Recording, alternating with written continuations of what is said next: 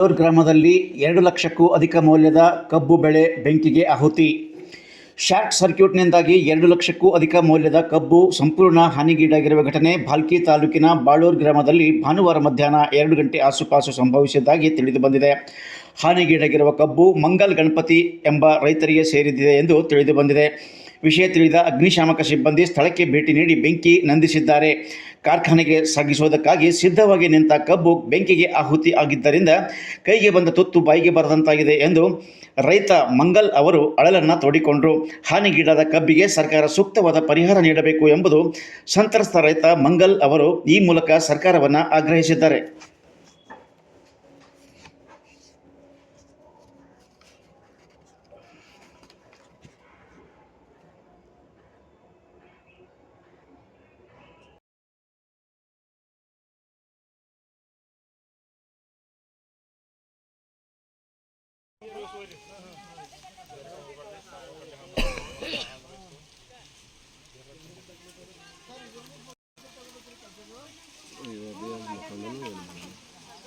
ಇವತ್ತು ಸಂಡೇ ಅದ ರೀ.